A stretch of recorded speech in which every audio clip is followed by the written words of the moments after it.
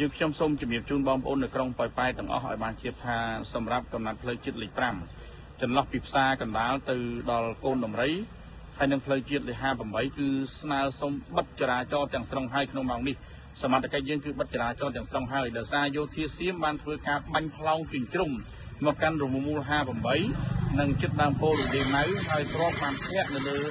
គៀកនឹងផ្លូវជាតិលេខ5បានជះគ្របមកលើផ្លូវជាតិលេខ5ហើយនឹងផ្លូវជាតិលេខ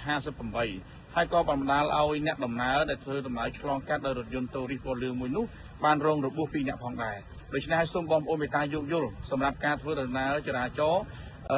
លើផ្លូវជាតិលេខ5ចេញពីផ្សារកណ្ដាលទៅកាន់លោកយាយម៉ៅឬក៏កូនដំរីឡើងទៅអូរជ្រៅសេរីសុភ័ណ្ឌហើយនឹងការធ្វើដំណើរចូលវិញនៅផ្លូវទាំងពីរនេះគឺស្នើសុំបិទចរាចរណ៍ទាំងស្រុងមួយរយៈសិនរងចាំសភាពការស្ងប់ស្ងាត់បន្តិចយើងខ្ញុំនឹងបន្តទៀតសូមបងប្អូនមេត្តាយោគយល់ទាំងអស់គ្នានៅក្នុងម៉ោងនេះព្រោះឥឡូវនេះក្រុមការងាររបស់យើងគឺនឹងបន្តគ្រប់គ្រងចរាចរណ៍ជូនបងប្អូនជៀសវាងបាទបងប្អូនមានទស្សនៈរយៈថាហេតុណាមួយសូមមេត្តាយោគយល់ទាំងអស់គ្នាដោយក្តីគោរពនេះគឺព្រឹកថ្ងៃទី26ខែធ្នូឆ្នាំ2025នៅក្រុងប៉ោយប៉ែតសូមអរគុណ